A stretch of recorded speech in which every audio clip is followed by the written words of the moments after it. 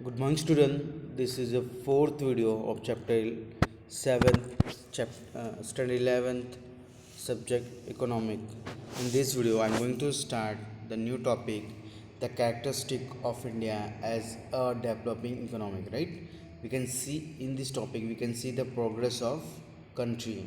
Means is not an underdeveloped country. it India is an developing country getting तो हम India developing country हैं उसके characteristic देखेंगे right through some of the area of Indian economic mention about the indicator of lower economic development India can not be called a less development right India को हम less development नहीं कह सकते क्योंकि after British rule right British rule के बाद India बहुत ज़्यादा प्रोग्रेस करी है right Indian economic has show the characteristic of progressing economic some of which are right तो कुछ एरिया में इंडिया ने बहुत अच्छा प्रोग्रेस किया है इसके ऊपर से हम इंडिया को अंडर डेवलप ना करके हम इंडिया को डेवलपिंग कंट्री कहते हैं राइट तो वो एरिया क्या है first one is a growth rate right India का जो ग्रोथ रेट है वो उसके हिसाब से भी हम इंडिया को एक प्रोग्रेसिव और डेवलपिंग कंट्री कह सकते हैं getting the growth rate of the economic which is measured by the growth in national output year by the year increasing for the Indian economic especially after the LPG during the period between 1950-51 and 1991 the average annual growth is around 3.5% right तो 1950 से 51 50-51 से लेकर 1991 से जो average annual income growth rate था वो 3.5 था मतलब इंक्रीजिंग का मतलब हर साल 3.5 एवरेजली इंक्रीज हो रहा था growth rate however after the period of economic reform right 1991 के बाद जब इकोनॉमिक रिफॉर्म हुआ the average growth rate has remain above from 6.8 right क्योंकि उससे पहले ग्लोबलाइजेशन प्राइवेटाइजेशन एंड लिबरलाइजेशन नहीं था राइट 1981 के पहले नहीं था इसलिए कहीं ना कहीं इकोनॉमिक थोड़ा कम था but after 1991 the economic reform होने के बाद जो जो एवरेज ग्रोथ रेट है वो क्या हो गया 6.8 हो गया मतलब काफ़ी अच्छा हो गया which is a important achievement right उस समय का सबसे बड़ा अचीवमेंट भी था ग्रोथ रेट में after 12-13 the growth rate has been slowly down right 12-13 के बाद थोड़ा ग्रोथ रेट स्लो डाउन हुआ in 14-15 the average annual income rate was less than 5% right तो 13-14 में कुछ लेस डाउन हुआ मतलब 5 के आसपास चला गया getting the net national income at factor cost at constant price level in the year 1950-51 was 269,724 crores which increased to 87,000 something right crores in the 2013 and 14 right so this is a improvement we can see in the now our new topic is changing share right new topic is changing share of the various sector in the national income and employment right तो बहुत सारे जो shares है वो कहीं ना कहीं traditional way मतलब ट्रेडिशनल जो हमारा एग्रीकल्चर था उसमें से कन्वर्ट होकर के सर्विस सेक्टर और इंडस्ट्रियल सेक्टर पे आ गए राइट मतलब यहाँ पे हमें यहाँ पे दिया है राइट तो share of the service sector share of the various sector right तो कहीं ना कहीं जो शेयर था वो कहीं ना कहीं 53 था 1951 में जो 30 पे था उस समय सर्विस सेक्टर और इंडस्ट्रियल के बाद में 14-13 में हो गए राइट 2014 और 15 में हो गए तो कहीं एग्रीकल्चर का जो शेयर हो वो घट गया और जो बाकी बचे इंडस्ट्रियल सेक्टर और सर्विस सेक्टर वो इंक्रीज हुए राइट तो ये चीज़ हमें देखने को मिला और इससे हम कह सकते हैं कि जो इंडिया है वो डेवलपिंग कंट्री है right nation started developing the contribution of the industrial and service sector in the national income and employment increase right जैसे ही मतलब हुआ तो जो सर्विस सेक्टर और इंडस्ट्रियल सेक्टर का जो नेशनल इनकम है वो धीमे धीमे इंक्रीज होने लगा right it means that now people have to depend less on their traditional sector agriculture right traditional जो सेक्टर था हमारा एग्रीकल्चर का राइट लोग ज़्यादातर उस पर डिपेंड थे आफ्टर ब्रिटिश रूल मतलब 50-51 में वो धीमे धीमे जैसे साल आगे बढ़ा वो धीमे धीमे एग्रीकल्चर पर डिपेंडेंस कम होने लगा गेटिंग लोग ज़्यादातर कंपनी में काम करने लगे सर्विस सेक्टर में काम करने लगे getting with the improvement of the technology and capital formation, right. Technology और फॉर्मेशन को वजह से आने से हमारा जो इंडस्ट्रियल और सर्विस सेक्टर है वो बहुत ज़्यादा बड़ा है आफ्टर इंडिपेंडेंस गेटिंग, राइट। और ज़्यादातर रिफॉर्म के बाद, रिफॉर्म 1991 में रिफॉर्म जो होता है इकोनॉमिक रिफॉर्म, उसके बाद ज़्यादा ही कुछ इंक्रीज़ हुआ, राइट। तो कुछ डेटा देख लेते हैं हम। 1950-51 में जो एग्रीकल्चर पे डिपेंडेंस था 53 नेशनल इनकम का, टोटल नेशनल इनकम 53.1% जो आता था वो एग्रीकल्चर से आता था, राइट। और उस समय सिर्फ 30% जो इनकम है वो सर्विस सेक्टर और इंडस्ट्रियल से 16% आता था, राइट। जो धीमे धीमे उसका उल्टा होता गया, राइट। एग्रीकल्चर धीमे धीमे घटता गया, आज 17 पे है सिर्फ, राइट। जो इंडस्ट्रियल सेक्टर था वो 16-27 और 27 फिर 29, मतलब इंडस्ट्रियल में ज़्यादा कुछ फ़र्क नहीं पड़ा, बट जो सर्विस सेक्टर है वो 30 से लेके 52 तक आज 2013-14 में हो गया, राइट। अभी 2020 है तो शायद इसमें डिफरेंस और भी है, राइट। और लोग शायद 17 से कम हो गए और लोग ट्रांसफ़र हो जा रहे हैं सर्विस सेक्टर में एंड इंडस्ट्रियल सेक्टर में getting. So next our next topic next point is per capita income, right. Per capita income भी कहीं ना कहीं इंडिया में सुधरा है आफ्टर 51 से, राइट। हमने एक ऊपर भी एक टेबल देखा था जहाँ पे नॉर्वे को बताया था, नॉर्वे और नेपाल का, जहाँ पे ऑलरेडी इंडिया अभी भी पीछे है नेपाल श्रीलंका से getting as per as per capita income getting. The per capita income of India is constant price in 50-51 was 7,114, which was increased in 39,904 rupees in 13-14, 2013-14 में 39,000 हो गया, right. Thus in the period of 63 year the PCI increase, मतलब per capita income increase by approximately 5.6%, approximately 5.6% times 5.6 time getting, मतलब 5 गुना ज़्यादा 5 गुना ज़्यादा बढ़ गया, मतलब 7,000 से कहीं ना कहीं 39,000 तक बढ़ा है PCI, मतलब पर कैपिटा इनकम गेटिंग। तो अप्रोक्सीमेटली 5.6 बढ़ा है, right. Between the period of 1950-51 and 1991, it increased the 1.6%, while the 1991 it was increased by 5.5%, कैडिंग। तो ये सब चीज़ जो हैं फैक्टर जो हैं वो हमें दिखाते हैं कि इंडिया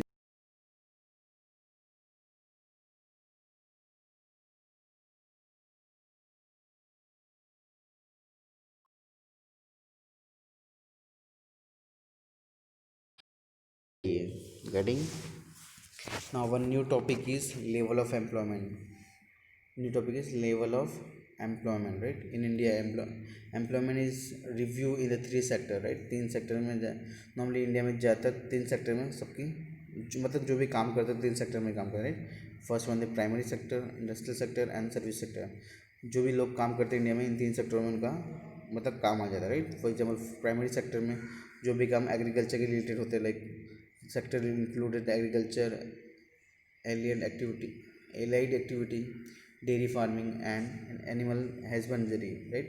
जो भी इन सब कामों से जुड़ा है वो प्राइमरी सेक्टर में आ जाता है। और जो भी इंडस्ट्रीज़ में वर्क करता है, right, industry sector like including manufacturing, construction, mining, wearing in other work include the all the production activity, right. तो जो भी प्रोडक्शन एक्टिविटी होती है, राइट, और ये नाम भी पूछती है वहाँ से उसको भी कोई भी काम करता है वो किस में आता है, इंडस्ट्रियल सेक्टर में आ जाता है, राइट। लास्ट है service sector, it include all the activity pertaining of trade, right, banking, transport, right, information and broadcasting, health, education and so on, right। ये जो भी लोग हैं इसमें वर्क करते हैं, इसमें बहुत सारे डॉक्टर्स भी आ जाएंगे, राइट, डॉक्टर्स टीचर्स भी आ जाएंगे, जो वर्क करते हैं वो सर्विस सेक्टर कहलाएगा, राइट। और जो प्रोडक्शन के लिए जो भी ऑल प्रोडक्शन जो भी प्रोडक्शन करते हैं वो इंडस्ट्रियल सेक्टर है। और जो भी सर्विस करते हैं, राइट, वो सर्विस सेक्टर में उनको गिना जाएगा, राइट। तो जो भी काम है जो भी जॉब है इंडिया में वो 3 सेक्टर में गिन लिया गया उसको। नाउ अब एम्प्लॉयमेंट में कितने कितने शहर हैं वो हम देख लेते हैं, राइट। तो 1951 से स्टार्ट करेंगे। 1951 में 72% पीपल इंडिया के वो एग्रीकल्चर से जुड़े थे। एग्रीकल्चर में मतलब कुछ लोग एग्रीकल्चर से जुड़े थे, कुछ लोग dairy farming, animal husbandry, right, fishing भी सब आ जाएगा इसके अंदर, गेटिंग। तो 72% लोग इन प्राइमरी सेक्टर से जुड़े थे। हम इसको एग्रीकल्चर सेक्टर नहीं बोल सकते हैं, राइट, प्राइमरी सेक्टर बोल सकते हैं, क्योंकि इसमें सब कुछ इंक्लूड है।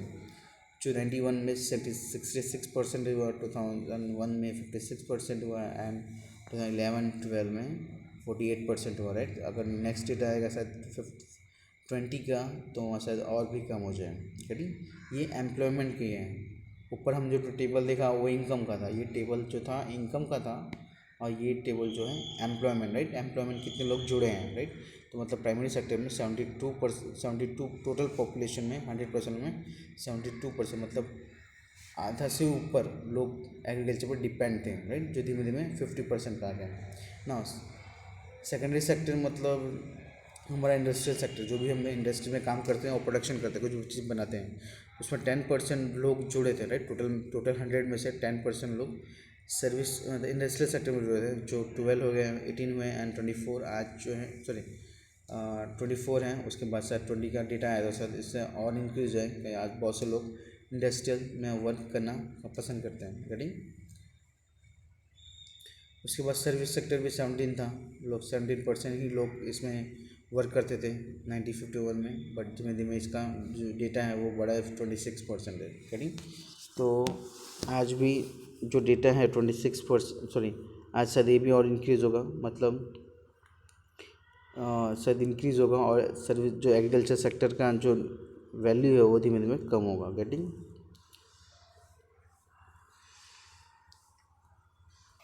Now we can see the second some topic related to developing country, right, developing in India. Improvement in basic utilities, मतलब जो भी काम की चीज़ें हैं उसके लिए इम्प्रूवमेंट करना जरूरी था, right, like road, electricity, water, irrigation, transportation, communication, right. ये सारी चीज़ बहुत ज़रूरी थी after the British rule, right.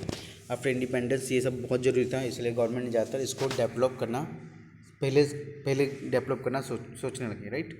तो India has shown the significant improvement in the provision of various utility in the urban as well as in the rural area, like electricity, water supply, road, irrigation, transportation, communication, health and education and such, right। तो सबसे पहले independence के बाद ज़्यादातर government ने इन सब पे ध्यान दिया और सबको सही किया, राइट। ये बेसिक नेसेसिटी है every peoples of India, right.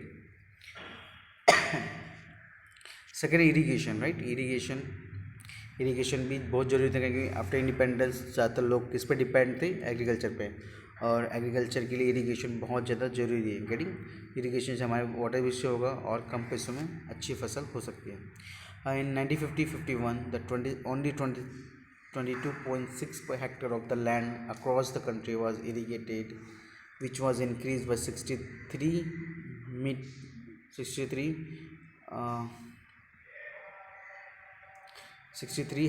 million hectare in 1213, right. So 63 million hectare in 1213, thus about 45% of the total agriculture has land heavy irrigation facility in the present time, right। तो 45% जो total India का agriculture land है, sorry total में से 45% agriculture land है वो irrigation facility आज मिलता है उनको, getting. Now after irrigation we can see the literacy rate of India. The literacy rate which has been 18.33% in 2011, right, rose to 73% in, right, I think it was 1951, right. Literacy rate which 18.33% in 1951, which rose to 73%, जो 73% हो गया 2011 में, right. तो यहाँ पे number गलती होगा, 1951 होगा, 1951 में 18% था, जो 73% में कन्वर्ट हो चुका है 2011 तक, राइट। तो इस एंड सोर्स है इकोनॉमिक सर्वे 2013 and 14।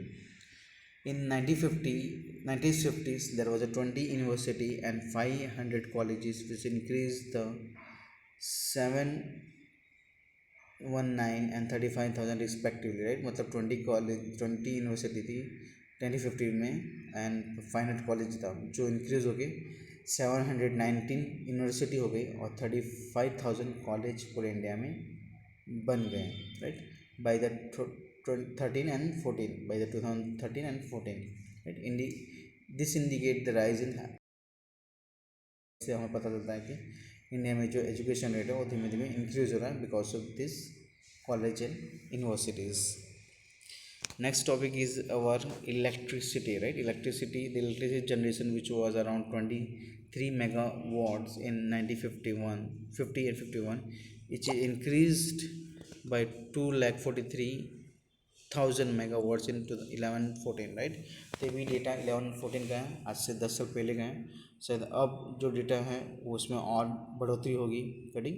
तो इलेक्ट्रिसिटी भी बहुत ज़्यादा इम्प्रूव हुआ है। 2300 मेगावाट्स 1951 में बनता था, जो आज 2 लाख तक बनने लगा है, और ये शायद और इंक्रीज़ होगा 2020 तक, जो अभी चल रहा है कटिंग। तो इससे भी इस सब चीज़ों से, इस सब पॉइंट से हम कह सकते हैं जो इंडिया है is a developing country, cutting धीमे धीमे डेवलप हो रही है अच्छे से। Road network, in the present time the India belong to the list of the country with the longest road network. It has approximately 48.6 lakh kilometer concrete road today, right। तो 48.6 lakh kilometre concrete road है, पक्का road, मतलब 46.86 lakh kilometre हमारे पूरे India में road बन चुका है। Railway, Indian railway network is the 4th largest today, right. तो पूरे वर्ल्ड में जो कंट्री है हमारी इंडिया, राइट, उसमें सबसे लॉन्गेस्ट नेटवर्क बन चुका है, फोर्थ लार्जेस्ट नेटवर्क बन चुका है, with the length of 65,000 kilometre,